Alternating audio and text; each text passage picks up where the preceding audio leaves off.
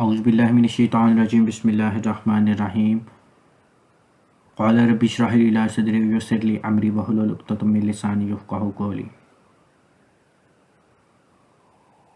आज हमारे C programming के लेक्चर नंबर 4 में मैं आपको बताऊंगा कि basic structure of C program. ठीक है,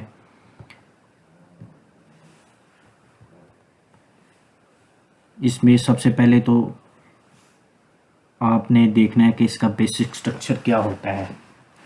हमने सी को कोड करना है, सी को कोड कैसे करेंगे, सी प्रोग्राम रन कैसे होगा, वर्किंग कैसे करेगा। ठीक है, in this tutorial our focus will be toward the structure of our writing program. As a beginner the concept might be difficult for you to understand, but don't worry, as it happened to everyone, but with time you will develop a good grasp on it.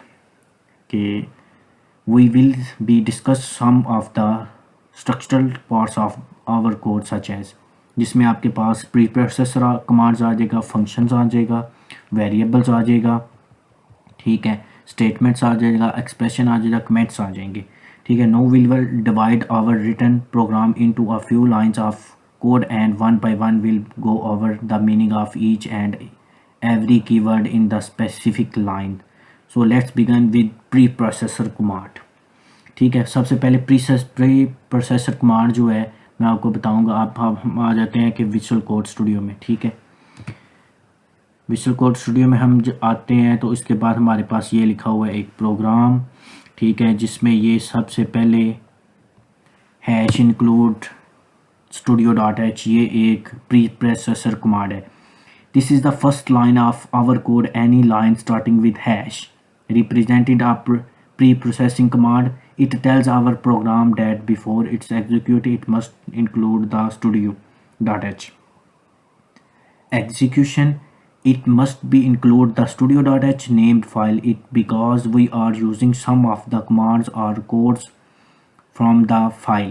For example, इसकी जगह आप लिख सकते हैं hash include, ये hash include math dot H. ठीक है, ये भी एक प्री प्रोसेसर कमांड है। ठीक है, ये इंक्लूड के स्पेलिंग में मिस्टेक है, इधर CLUD इंक्लूड आता है। ठीक है, ये it helps us to use the code from math.h file for the calculation in our program. ठीक है, ये मैथ की कैलकुलेशन के लिए अगर कोई क्वेश्चन आ जाता है प्लस माइनस ऑपरेटिंग सिस्टम वाला, उसे आप इस तरह, ये कमांड होगी प्री प्रोसेसर कमांड। ठीक है, हैश इंक्लूड math.h, उसके बाद आ जाता है इंट मेन। इंट मेन जो है वो सेकंड लाइन है। ठीक है, this is the second line main function here, and we will see the detail about the function in later tutorial. Here is not is the return type of function, and the return type is according to the function activity. If it is giving an integral variable as result, then return type should be int a and b. अब हमने ये देखना है कि हमारा programme ये int main के बाद प्रोग्राम की बॉडी आ जाएगी। इसमें हम लिखते हैं इंट ए कॉमा बी, आगे आ गया सेमीकोलन। ठीक है, ये सेमीकोलन आ गया हमारे पास। ठीक है, here we are initializing two variables as integrals. ये इंट का मतलब है इंटीग्रल। ठीक है, initializing with integral means that we can store together integral values in it. If we would have interlacing them with character, then we could have store character values in such as a b c d extra. उसके बाद आ जाएगा जी printf। ये हम इससे hello world को पहले remove करते हैं, इसी में थोड़ी मदद मिल जाएगी हमें। printf, उसके बाद पैरेंथेसिस आ गया, डबल कोड आ गया, एंटर। ठीक है, नंबर a/, एन, ये कोड आ गया, उसके बाद सेमीकोलन आ गया। This is simple print statement, whatever we write in the brackets will be directly printed on to screen. Slash n is the new line character. जो slash n हमने use किया है, ये प्रिंट एफ कर लिया, ये हम देंगे इसे, यानी यूज़र देगा एंटर नंबर ए, ठीक है। स्लैश एन का मतलब है कि न्यू लाइन से ये स्टेटमेंट नेक्स्ट शुरू होगी, ठीक है। उसके बाद हम आ जाते हैं, आ जाएगा scan S, scan F parenthesis, ठीक है, डबल कोड आ गया, परसेंटेज डी, उसके बाद कॉमा, एंड उसके बाद एंड के बाद ए, क्योंकि हमने ए की वैल्यू इसमें देनी है, तो उसके बाद पैरेंथेसिस क्लोज्ड, उसके बाद सेमीकोलन। स्कैन एफ इज़, ये स्कैन एफ है, scan F is use to take input from the user. Here A gives the address of variable A to store. User give value percentage D notifies that the value should be of integral type, ठीक है। उसके बाद हम फिर आ जाते हैं print F parenthesis double code, उसके बाद द सम इज, उसके बाद the sum is percentage D slash N,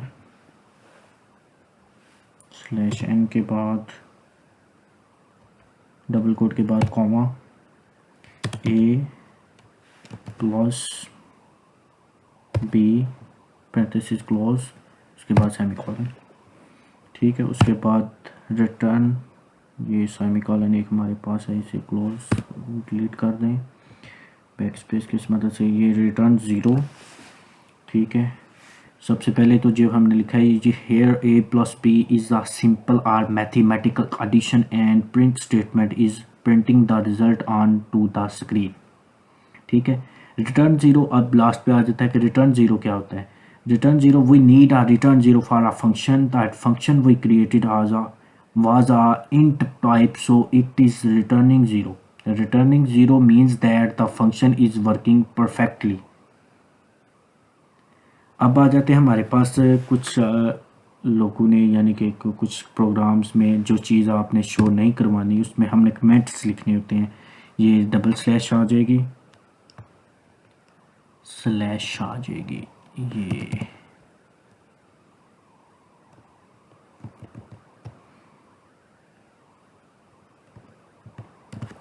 slash का option,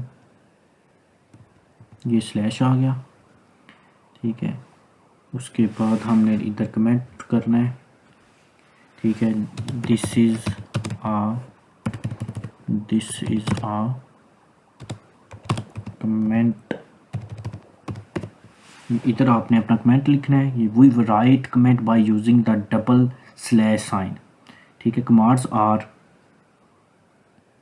to notify other programmer the working of the code at specific intervals, or we write them for ourselves. They do not have any effect on the written program. इसमें हम comment में हम कोई भी author का name लिख सकते हैं, किसी भी चीज़ का, यानी कि प्रोग्राम का जो हमने प्रोग्राम में शो नहीं करवाना, ठीक है, वो हम लिख सकते हैं। इस तरह ये हमारा प्रोग्राम तैयार हो जाएगा, ठीक है। उसे हम देखें कि ये न्यू टर्मिनल की मदद से हम GCC इसे कंपाइल कर सकते हैं, ठीक है। पैटर्न वायरल आ, ये कंपाइल हो जाएगा अच्छी तरह, ठीक है। इसे सबसे पहले ये देखें कि इसे सेव कर लेना है, उसके बाद टर्मिनल न्यू ओपन करना है, ठीक है। उसके बाद ये प्रोग्राम कंपाइल हो जाएगा आपके पास ये अच्छी तरह। अगर किसी को कोई कन्फ्यूजन हो तो कमेंट बॉक्स में पूछ सकता है, और इसके नोट्स आपको मेरी वेबसाइट sufyanwithcode.blogspot.com पे मिल सकते हैं। आप डिस्क्रिप्शन में आपको वेबसाइट भी मिल जाएगी। शुक्रिया, थैंक्स फॉर वॉचिंग।